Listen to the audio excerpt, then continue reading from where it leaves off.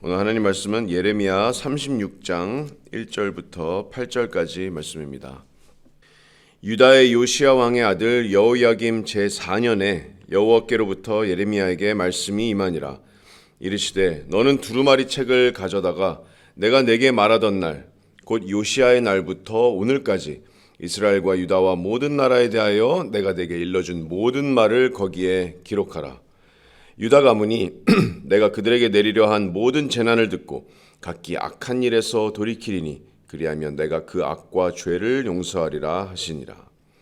이에 예레미야가 네리야의 아들 바룩을 부르매 바룩이 예레미야가 불러주는 대로 여호와께서 그에게 이르신 모든 말씀을 두루마리 책에 기록하니라.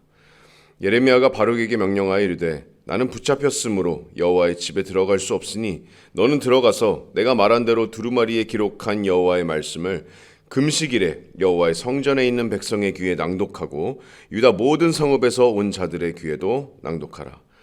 그들이 여호와 앞에 기도를 드리며 각기 악한 길을 떠나리라. 여호와께서 이 백성에 대하여 선포하신 노여움과 분이 크니라.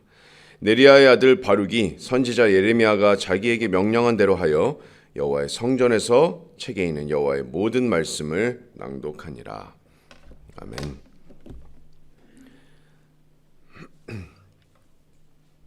여러분, 사탄의 가장 큰 관심사 중에 하나가 바로 하나님의 말씀을 깎아내리는 겁니다. 여러분, 태초에 어떤 일이 있었는지, 에덴 동산에서 어떤 일이 있었는지 기억나시죠? 옛 뱀인 사탄이 하와에게 나타났습니다. 그래서 하와가 동산 중앙에 있는 나무의 열매는 하나님의 말씀에 먹지도 말고 만지지도 말라, 너희가 죽을까 하노라, 하나님이 그렇게 말씀하셨는데 뱀이 여자에게 이르되 너희가 결코 죽지 아니하리라. 완전한 거짓말이죠. 하나님께서 하신 말씀을 완전히 왜곡했습니다. 하나님의 순전한 말씀을 공격했습니다. 그리고 또 하나님의 아들이신 예수님께서 광야에서 성령에 이끌려서 광야에 내몰리셨을 때 그때 예수님께 나타난 그 옛뱀 사탄이 그때도 예수님 앞에서 기록된 성경을 뒤틀고 왜곡하고 그 말씀으로 예수님을 공격하고 시험하려고 했습니다. 오늘 본문인 36장에 사실 뒤쪽에 보시면 실제로 사탄이 여호야김을 충동해서 그 당시 유다 왕이었던 여호야김을 충동해서 하나님의 말씀을 기록한 그 두루마리를 실제로 불에 태워버리기까지 이르릅니다. 여러분, 하지만 하나님께서는 그 사탄의 그 악한 의도, 또 인간의 악한 마음 다 알고 계십니다. 그런 것들도 하나님의 말씀을 막을 수는 없고 하나님의 말씀을 왜곡할 수는 없습니다. 하나님께서는 영원히 변하지 않는 약속을 주셨습니다. 이사야서 40장 8절 말씀, 여러분이 잘 아는 말씀을 제가 읽어보겠습니다. 풀은 마르고 꽃은 시드나 우리 하나님의 말씀은 영원히 서리라 하라. 우리 손에 쥐어진 이 성경책이 여러분 그 하나님의 약속의 증거입니다. 하나님께서 영감하신 모든 하나님의 말씀을 지금 수천 년이 지난 우리에게도 여전히 읽을 수 있는 놀라운 은혜를 주셨습니다. 하나님께서 하나님의 말씀을 그렇게 지금까지 보존해 주셨습니다. 그게 하나님의 은혜입니다. 우리는 스스로 하나님을 알 수 있는 존재들이 아닙니다. 그렇죠? 우리는 자력으로 하나님을 알 수 없습니다. 우리의 유일한 소망은 하나님께서 자신을 드러내시는 그것밖에 없습니다. 그것이 바로 계시인데 하나님께서 특별하게 우리 성경 말씀으로 하나님의 말씀을 기록하게 하셨고 또 하나님의 말씀을 지금까지 보존해 주신 그 놀라운 섭리로 인해서 우리에게 그런 놀라운 전적인 은혜로 인해서 우리가 하나님을 알 수 있도록 또 하나님을 따를 수 있도록 또 하나님 안에서 자라나갈 수 있도록 은혜를 주셨습니다. 하나님의 말씀만이 우리의 소망이 되고 하나님의 말씀만이 그래서 우리가 흔들리지 않을 수 있는 반석과 같은 그런 말씀이 됩니다. 그래서 오늘 말씀을 통해서 영원히 패하지 않는 말씀을 우리에게 지금까지 보존해 주신 하나님께 감사드리고 또 말씀 안에서 다시 한번 우리의 소망을 갖는 그런 시간이 되기를 바랍니다. 하나님께서는 우리에게 말씀을 보존하시고 또 지금까지 내려주신 은혜를 주셨습니다. 특별히 하나님의 말씀을 글로써 기록하게 하셨습니다. 그런 은혜를 주셨습니다. 1절부터 4절까지 말씀인데요. 자, 1절부터 보겠습니다. 자, 1절에 보시면 유다의 요시야 왕의 아들 여호야김 제4년에 여호와께로부터 예레미야에게 말씀이 임하니라 이렇게 말씀합니다. 여러분, 여호야김 제4년은 정말 아주 특별한 해였습니다. 이때가 BC 605년인데 예레미야가 사역자로 활동한 지 20여 년이 지난 시점이었습니다. 이때 국제 정세가 아주 중요한 시점에 있었습니다. 바벨론에 느부갓네살이 이끄는 그 바벨론이 전 그 세계의 패권을 차지하려는 그런 순간이었습니다. 이집트, 그 당시 대국이었던 이집트를 물리치고 정치적으로도 또 군사적으로도 패권을 잡는 시점이 바로 여호야김 4년의 시점이었습니다. 남유다는 이미 여러 번 바벨론의 공격을 받았죠. 그래서 지금 바벨론의 속국이 되어가는 그런 안타까운 과정 중에 있습니다.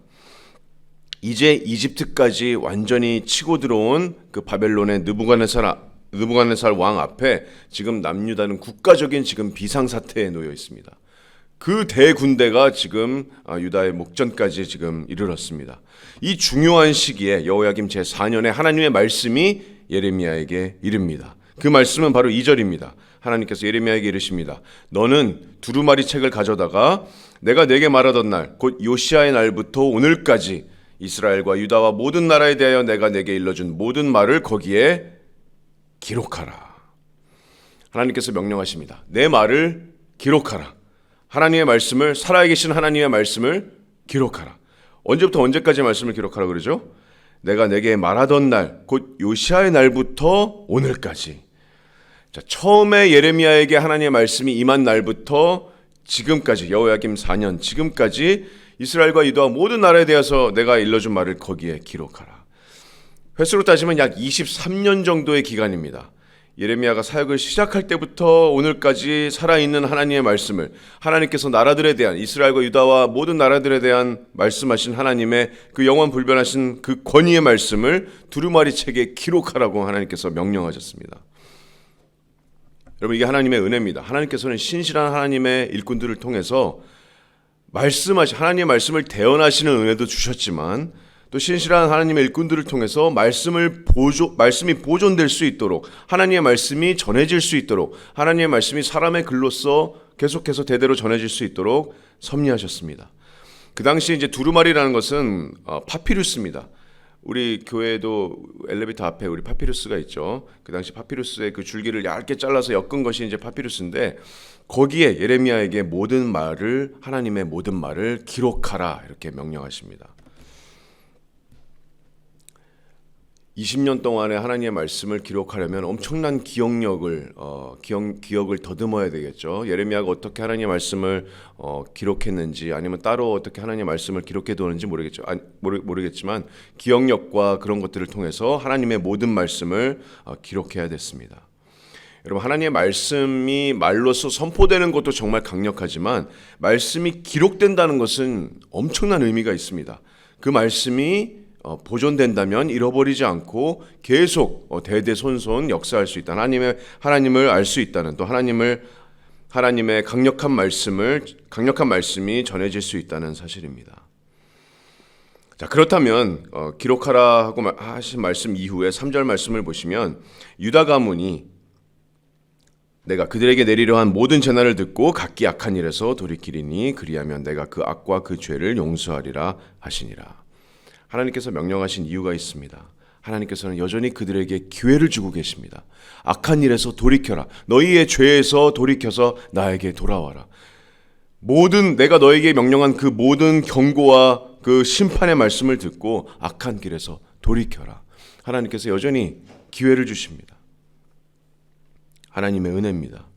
4절을 보시면, 이에 예레미야가 네리야의 아들 바룩을 부르매 바룩이 예레미야가 불러주는 대로 여호와께서 그에게 이르신 모든 말씀을 두루마리 책에 기록하니라. 예레미야가 주님의 명령을 따랐죠. 그래서 네리야의 아들 바룩을 부릅니다. 자, 바룩이라는 말의 뜻은 축복받은 자라는 뜻인데요. 네리야의 아들이라고 여기 소개되고 있는데 예레미야의 어떤 서기관 역할을 했습니다.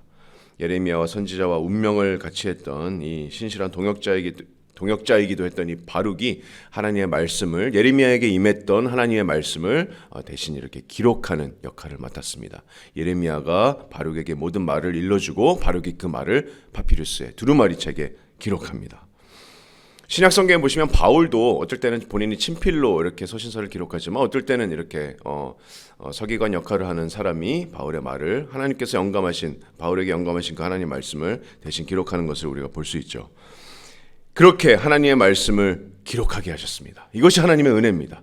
하나님 말씀을 기록하게 하셨습니다. 기록된 말씀이 계속해서 전해집니다. 기록된 말씀이 이제 두 번째로 하나님의 말씀의 은혜로, 하나님의 은혜로 그 기록된 말씀이 이제는 낭독되게, 백성들에게 낭독되게 하십니다. 5절부터 8절까지 말씀인데요. 자, 5절 보시겠습니다. 자, 이제 기록된 하나님의 말씀이 5절에 보시면 예레미야가 바룩에게 명령합니다. 나는 붙잡혔으므로 여호와의 집에 들어갈 수 없으니 6절에 보시면 너는 들어가서 내가 말한 대로 두루마리에 기록한 여호와의 말씀을 금식일에 여호와의 성전에 있는 백성의 귀에 낭독하고 유다 모든 성읍에 온 자들의 귀에도 낭독하라. 자, 바룩에게 명령하죠. 내가 지금 붙잡혔으므로 여호와의 집에 들어갈 수 없다. 여호와의 집은 이제 성전을 얘기하는 건데요. 예레미야가 지금 어떤 이유로 붙잡혀서 성전에 들어갈 수 없는 상황 가운데 있습니다. 자, 나중에 이제 내일 본문에 보시면 예레미야가 뭐 감옥에 있는 건 아닌 것 같아요. 왜냐하면 이렇게 지금 너희가 이제 고관들이 바룩과 예레미야를 이제 숨겨주는 그런 말씀이 나오는데요. 비교적 자유로운 상황이지만 예레미야가 지금 성전에는 들어갈 수 없는 상황입니다. 아마 본인이 어떤 성전에 들어갈 수 없을 정도로 뭐 몸이 부정한 것을 손을 댔던지, 아니면 성전의 지도자들이 계속해서 남유다의 멸망을 예언하는 그런 예레미야를 성전에 들어오지 못하게 했을 수도 있습니다. 어쨌든 성전에 들어가지 못하는 상황에 바룩에게 금식일에 나가서 여호와의 백성들에게 내가 명령한 이 기록한 하나님의 말씀을 귀에 낭독하라, 이렇게 명령합니다. 나중에 이제 포로 귀환 이전에는 딱히 율법으로 정해진 그런 금식일은 없었지만 정말 특별한 날에 백성들은 성전에 모여서 금식하며 기도했습니다. 지금 아주 특별한 시기입니다. 지금 느부갓네살이 바로 목전까지 치고 들어온 아주 국가적인 위기 상태에 백성들이 이제 금식일에 성회로 이제 모이게 되는데, 가장 많이 백성들이 모였을 때 바룩에게 그 사람들의 귀에, 백성들의 귀에 하나님의 말씀을, 기록된 말씀을 낭독하라, 이렇게 명령합니다. 7절에 보시면 그들이 여호와 앞에 기도를 드리며 각기 악한 길을 떠나리라. 여호와께서 이 백성에 대하여 선포하신 노여움과 분이 크니라.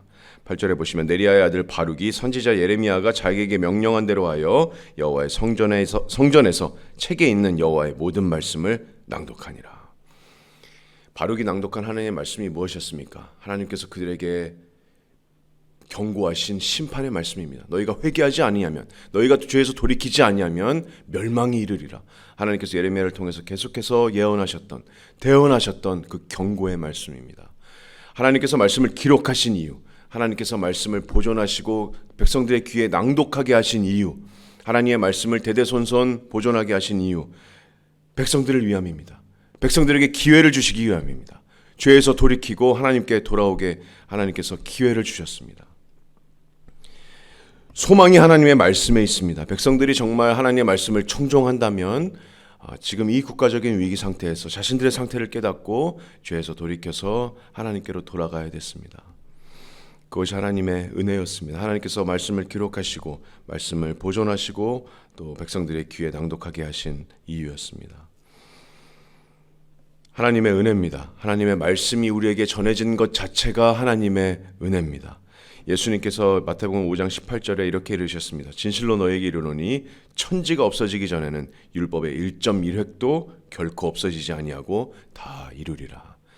하나님의 말씀이 이렇게 권위가 있고 순전한 말씀이고 단 한 획도 잃어버리지 않고 이루어지는 놀라운 말씀입니다.